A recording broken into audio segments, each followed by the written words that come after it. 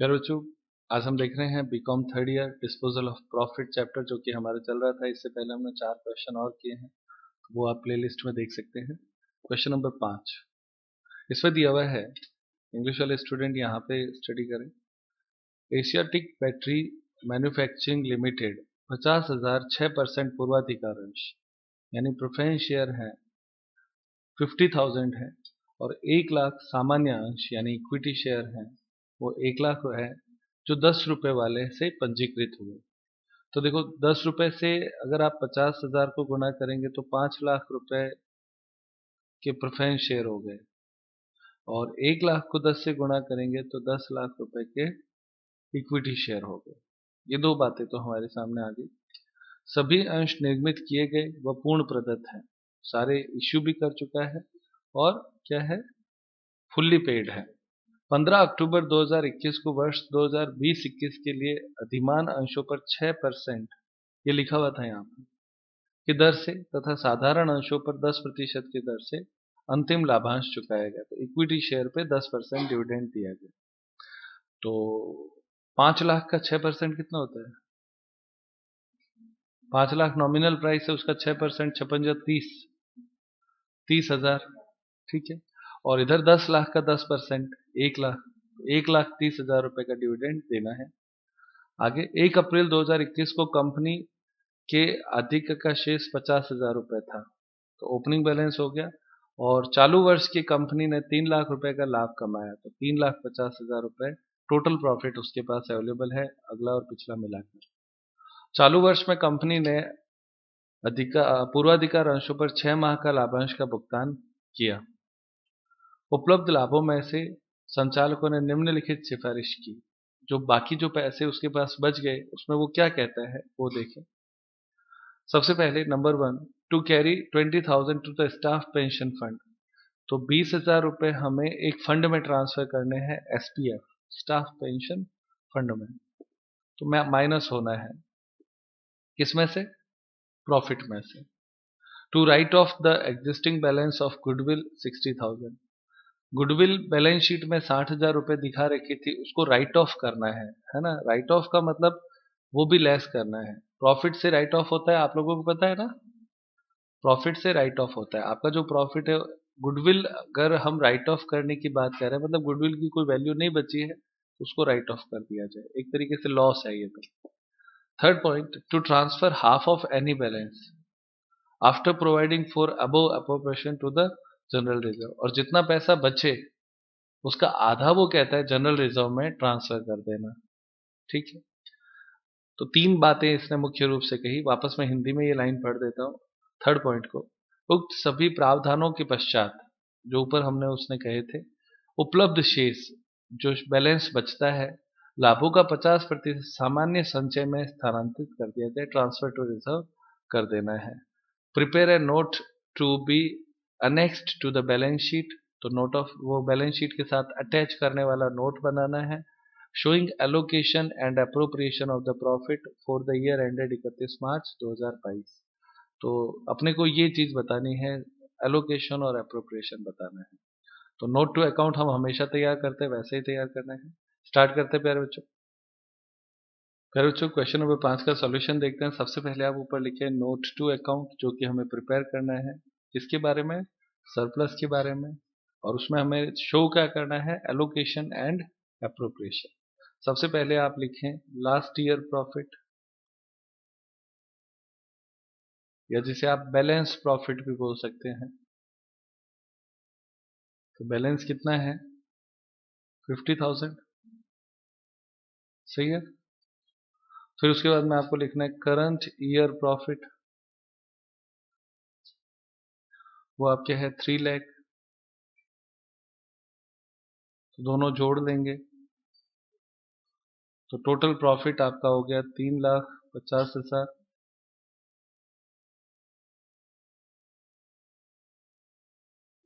इसमें से आपको लेस करना है एलोकेशन एंड अप्रोप्रिएशन।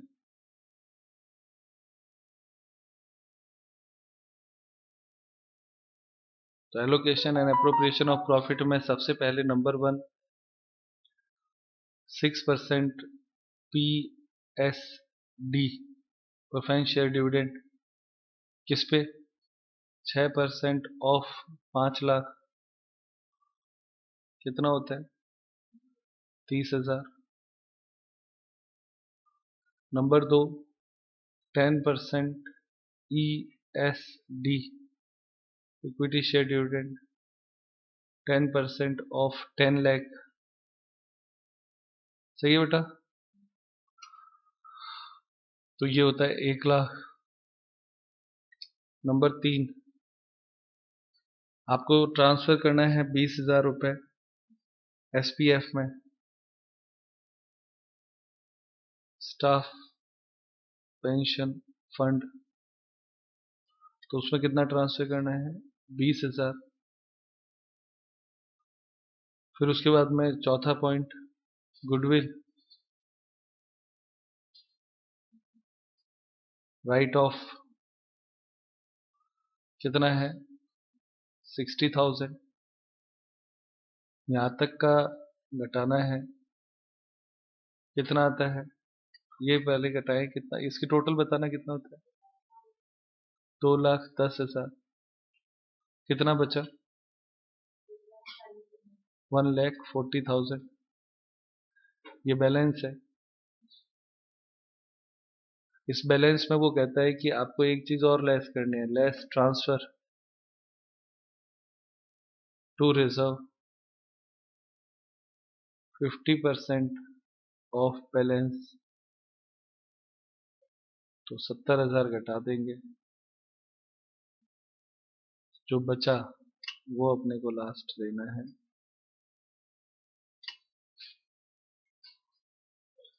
तो ये आपके प्रॉफिट CF कैरी फॉरवर्ड कितना आ जाएगा बैलेंस?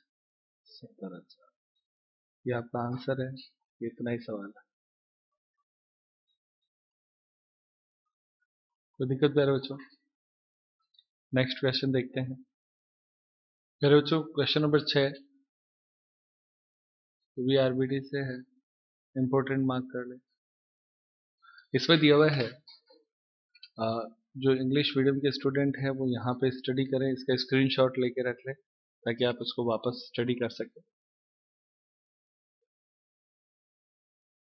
सुलभ लिमिटेड की निम्नलिखित पूंजी 10 रुपए वाले पूर्ण प्रदत्त 2 लाख सामान्य अंशों में है।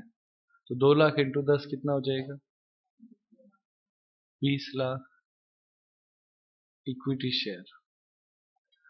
लेखी प्रत्येक वर्ष 31 मार्च को बनाए जाते हैं। 31 मार्च 2022 को निम्नलिखित शेष पुस्तकों में थे। सरप्लस यानी प्रॉफिट दे रखा है 3,60,000। न मांगा गया लाभांश खाता अनक्लेम्ड, अनक्लेम्ड का बैलेंस है 21,000। और न भुगतान किया गया लाभांश बैंक खाता अनपेड बैंक अकाउंट। आप लोगों को मैंने ये जब पढ़ाया रूल्स तो ये बात बताई थी कि अनक्लेम्ड और अनपेड जो होता है वो इक्वल होता है। तो ये दोनों का बैलेंस सेम ही रहेगा। ये लाइबिलिटीज होता है और ये एसेट्स होता है। बैलेंस शीट में दोनों तरफ दिखाए हुए होते हैं। अब वो क्या कहता है इसके बारे में आगे प्रश्न देखते हैं। ये दोनों चीजें जब आप बैलेंस शीट में देखेंगे तो आपको क्या समझ में आएगा कि ये पिछले साल कंपनी ने जो लाभांश डिक्लेयर किया था उसमें से इतना पैसा उन्होंने डिविडेंड का अभी तक बांटा नहीं क्योंकि किसी ने मांगा नहीं है। सही है ना? तो ये वही होता है, अनक्लेम्ड और अनपेड सेम अमाउंट से होता है। इसकी सीक्वेंस हमने समझी भी है कि जब कोई व्यक्ति नहीं मांगता है तो उसको अनक्लेम्ड बोलते हैं, फिर हम उस अनक्लेम्ड पैसे को ट्रांसफर कर देते हैं अनपेड अकाउंट में, है ना, ताकि दोनों वो हमारे पास सेफ अलग से पड़ा रहे। तो लाइबिलिटीज के रूप में और एसेट्स के रूप में हम इसको दिखाते हैं। अब आगे देखो प्रश्न। 30 जुलाई 2022 को संपन्न वार्षिक सामान्य सभा यानी AGM जिसको हम बोलते हैं एनुअल जनरल मीटिंग में 31 मार्च 2022 को संचालकों द्वारा रखे गए प्रस्तावों का अनुमोदन हुआ। जो प्रपोजल रखे गए थे वो एक्सेप्ट हुए, जिसमें सामान्य अंशों पर 12% लाभांश यानी इक्विटी शेयर जो है उस पे कितना परसेंट डिविडेंड देना है? 12%। तो 20 लाख का 12% देना है, कितना हो जाता है? 24। 2,40,000 नहीं होता? 2,40,000। जीरो का फर्क एग्जाम में पड़ेगा, यहाँ पे कोई फर्क नहीं पड़ेगा, ठीक है? वहां पे जीरो आ जाएगा। आप अपने पेपर में संख्या में जीरो बढ़ा दो, 2,40,000 को 24,000 कर दो, एक कम कर दो जीरो, तो आपको जीरो मिल जाएगा वो वापस, इतनी गारंटी है। आगे देखिए, आगे लिखा है 25 जुलाई 2022 को लाभांश भुगतान हेतु एक बैंक खाता खोला गया। सही बात है ये। लाभांश अधिपत्र निर्गमित किए गए, डिविडेंड वारंट्स इशू किए गए। 20 जुलाई 2022 तक 2,38,600 रुपए के लाभांश न मांगे गए लाभांश खाता में अधिपत्र हेतु प्रस्तुत हुए। यानी अब आप देखो 2,40,000 का डिविडेंड देना था, सही है ना? लेकिन पेमेंट कितना हुआ? 2,38,600 ही वो कहता है कि अधिपत्र प्रस्तुत हुए। समझ में आती है ये बात ना? जिसमें 1,200 पुराने थे। 2,38,600 में से जो लाभांश मांगने के लिए हमारे पास बैंक के पास जो आए ना, प्रस्तुत हुए, उसमें से वो कहते हैं 1,200 तो पुराने लोग आए थे जो पैसा कह रहे थे हमें दे दो। तो मैं एक गणित आपसे देख लेता है, 2,38,600, इसमें से 1,200 तो पुराने आए, तो इस साल के कितने थे? 2,35,000। हाँ बेटा सॉरी, 37,400। सही है। ये इस साल का है, समझ रहे हो ना इस बात को? प्रश्न में ये इस साल का इतना गया है, कितने में से? 2,40,000 में से घटा के बताओ ना थोड़ा सा, कितना होता है? 2,40,000 में से 2,37,400 पेमेंट हो गया, 2,600 इस साल फिर बकाया रह गया। समझ में आ रही है ये गणित? 2,40,000 देना था, 2,37,400 इस साल का लाभांश मांगने के लिए वारंट्स है, उनको पेमेंट कर दिया, तो अभी भी बाकी है 2,600 इस साल का बाकी है, ठीक? और ये जो 1,200 है वो पुराने में से आए थे। ये जो 2,100 था ना, इस 2,100 में से पुराना एक आदमी उठ के आ गया कि मेरा 1,200 का लाभांश दो, तो उसको दे दिया। तो 2,100 में से 1,200 घटाओ तो कितना बचा? हाँ बेटा, 900 का पुराना बैलेंस हमारे पास पड़ा है और 2,600 अभी का बाकी है। 900 और 2,600 कितना होता है? 3,500। सही चल रहा है बच्चों? सवाल समझ में चल रहा है ना? साथ साथ समझाते हुए भी चल रहा हूं कि हम कर क्या रहे हैं। क्वेश्चन को स्टडी करने का ये बेस्ट तरीका होता है, हाथों हाथ उसको समझते चलो क्या कह क्या रहा है। समझ में आ रहा है ना? यहाँ 2,100 में से मैंने 1,200 क्यों घटाया, समझ में आ रहा है ना?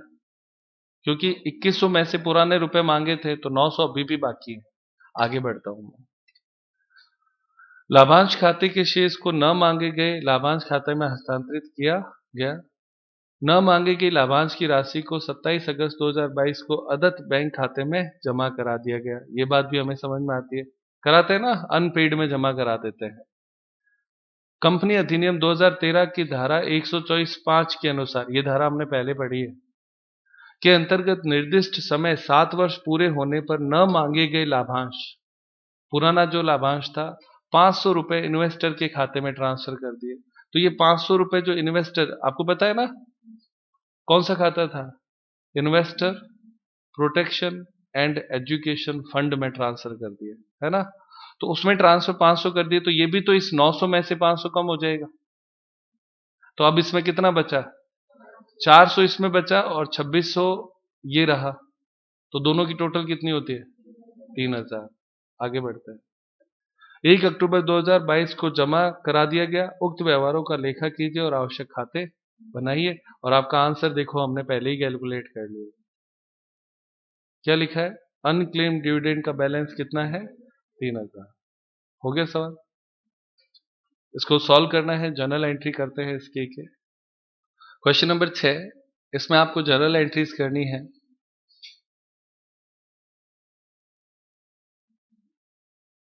तो जर्नल एंट्रीज एक एक करके स्टार्ट करते हैं। सबसे पहले नंबर 1, आपने जो डिविडेंड देना है उसके प्रपोजल की एंट्री होती है। तो इस प्रपोजल में प्रश्न में ये बात लिखी हुई थी कि प्रपोजल एक्सेप्ट हुआ है। देखो लिखा हुआ है, आप प्रश्न को ध्यान से रीड करें। प्रपोजल करना नहीं है, प्रपोजल एक्सेप्ट हुआ है, लिखा है ना, एजीएम ने एक्सेप्ट कर लिया, पहली लाइन में है। तो अपने सीधा प्रपोजल को स्वीकार करने की एंट्री करनी है। ठीक है, तो लिखें proposed equity share dividend account DR to equity share dividend account.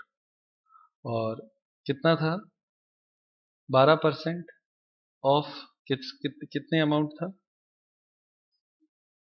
12% किसका लेना है, 20 लाख। शेयर कैपिटल 20 लाख थी ना, तो कितना आता है, 2,40,000।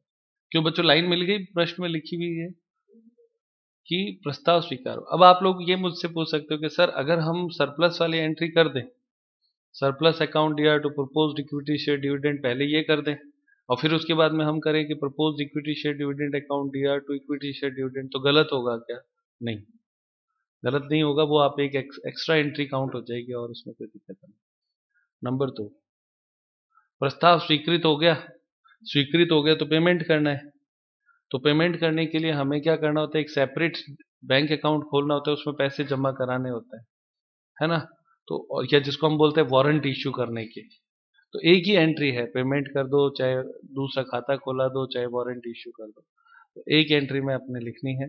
लिखे dividend bank account D R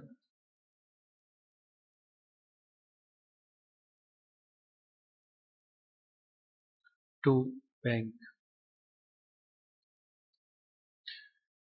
2,40,000, 2,40,000।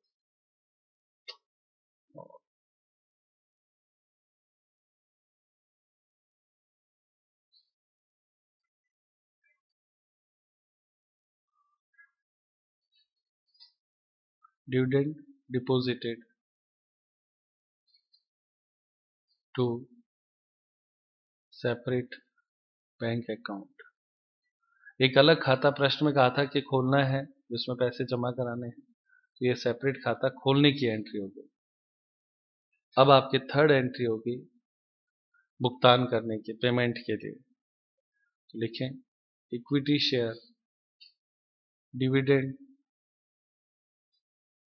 Account DR to bank नहीं करके क्या लिखेंगे, dividend bank, dividend bank account. ये वारंट इश्यू करने की एंट्री होती है। किस चीज की होती है बच्चों, वारंट इश्यू करने की।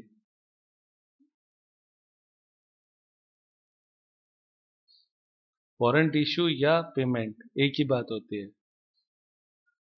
और अमाउंट लिखेंगे 2,40,000, क्योंकि जो कंपनी है वो वारंट टोटल अमाउंट के लिए इश्यू करती है।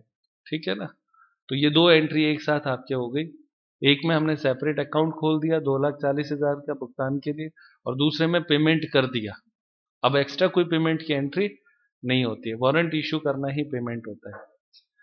एक तरीके से मैंने आपको समझाया था जब रूल्स में, तो मैंने कहा चेक काट के दे देते तो हम क्या मानते हैं, पेमेंट हो गया। वारंट इश्यू करना चेक की तरह हो गया, तो पेमेंट हो गया है। अब उसके बाद में आगे फोर्थ एंट्री, पुराने जो पैसे मांगने के लिए आ गए थे, 1,200 का डिविडेंड हमने पुराना पेमेंट किया है ना, ओल्ड डिविडेंड पेमेंट। तो लिखें ओल्ड डिविडेंड पेमेंट। तो पुराना व्यक्ति पैसे मांगने के लिए आ गया, तो उसकी जनरल एंट्री हम करेंगे। लिखे अनक्लेम्ड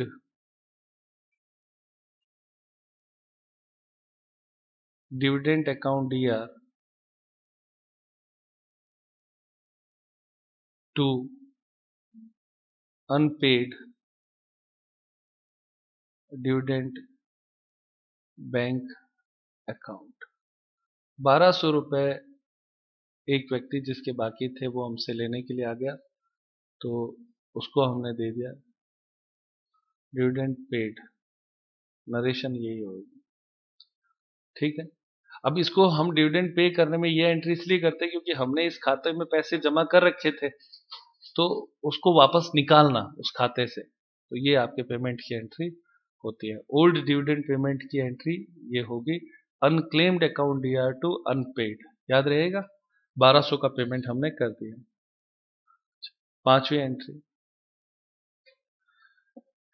एक आपके 500 रुपए प्रश्न में लिखे हुए थे कि 7 साल हो गए हैं, 500 रुपए का जो डिविडेंड था उसको इन्वेस्टर्स खाते में जमा करवा दो, तो उसकी भी सेम एंट्री होती है, तो उसके लिए भी आप लिख दें after 7 years dividend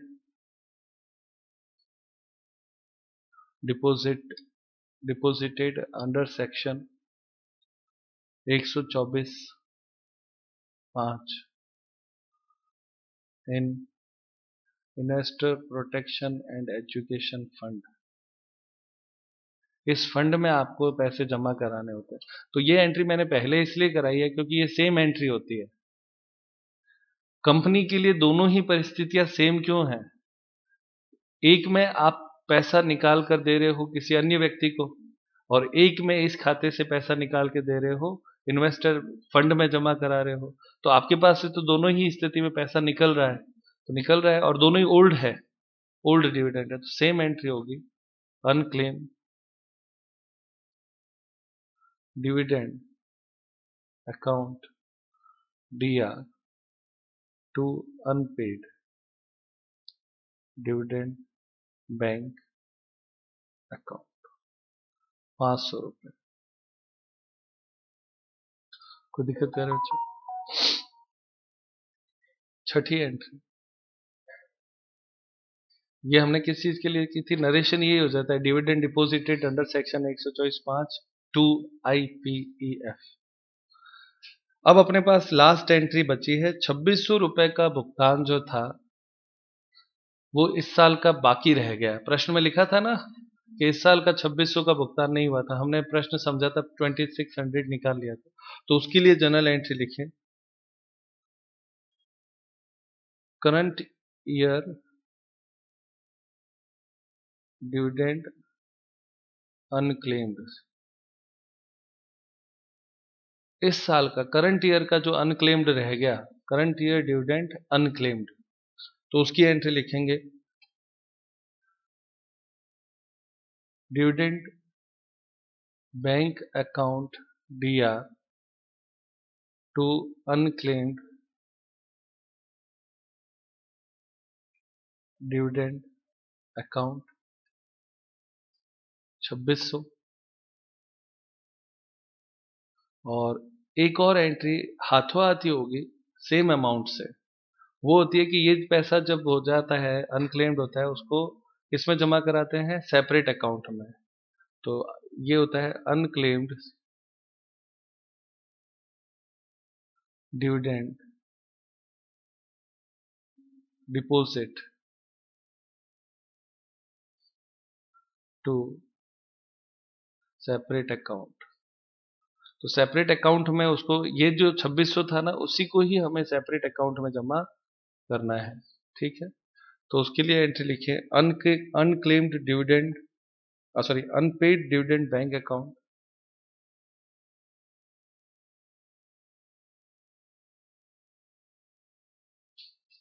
bank account DR to dividend bank account 2600। ये दो एंट्री बच्चों एक साथ होती है, आप इसको ऐसा समझ लें, हर बार ये दोनों एक साथ होंगे। जो पैसा इस साल का था मांगा नहीं, तो उसको हम लिखेंगे dividend bank account DR to unclaimed. फिर उस पैसे को थोड़े समय बाद में, जैसे ही उसका एक लिमिटेड पीरियड 30 डेज है, उसके बाद में आप उससे अनपेड अकाउंट में ट्रांसफर करते हैं, तो unclaimed dividend deposited in separate account, उस सेपरेट अकाउंट का नाम हो जाता है unpaid dividend bank account DR to dividend bank. ठीक है, ये बात नोटिस जो हमें याद रख सकते हैं कि ये डीआर हुआ क्या चीज, डिविडेंड बैंक, और यहाँ पे क्या हुआ, CR हुआ डिविडेंड बैंक। दोनों ही एंट्री में इस तरीके से आप याद रख सकते हैं कि डिविडेंड बैंक आएगा, दोनों नाम।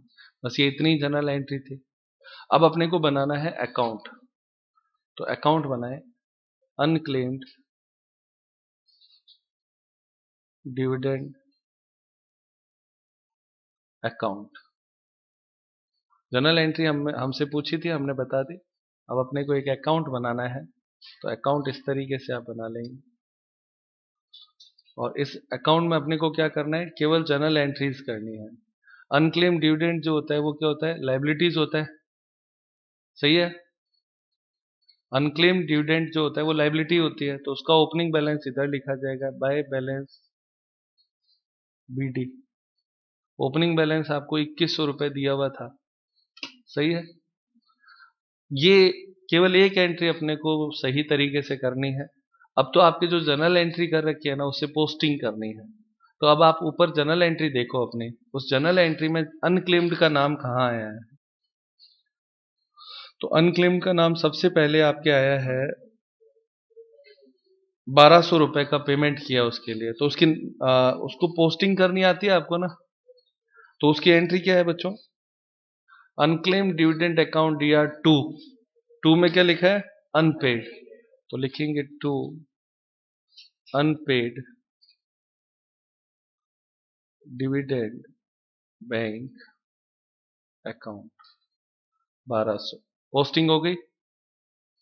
अब एक और ऐसी एंट्री करी है, सेम एंट्री है देखो 500 रुपए की, तो उसमें भी लिखना है to unpaid dividend bank account, दोनों हो गए।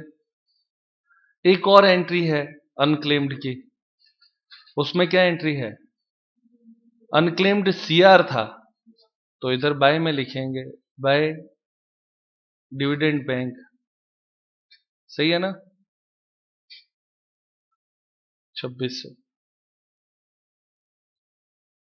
बस ये इतना ही है। इधर का टोटल लगा लो, इधर का भी टोटल लगा लो। इधर का टोटल कितना आता है, 4700। इधर भी लिख दो 4700, और अंतर जो आएगा उससे लिखेंगे to balance CD, balancing figure से आएगा। कितना आता है, 3000 या 500। कोई दिक्कत कर रहे हो, सही है ना। अब ये अनक्लेम्ड डिविडेंड था, एक और बनाना है unpaid dividend bank account. Same account होगा, बस अपोजिट होता है वो।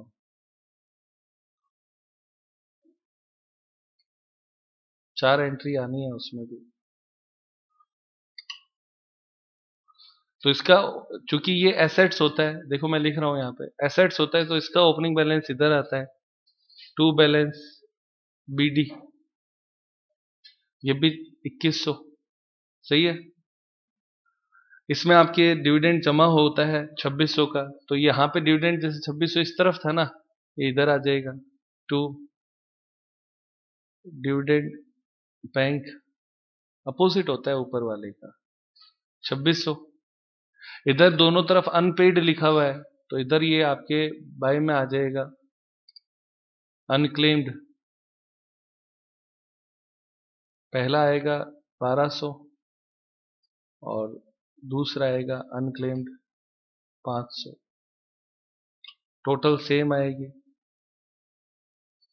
अंतर भी सेम आएगा 4700 4700, और अंतर जो आया वो बाय बैलेंस CD, कितना, 3000।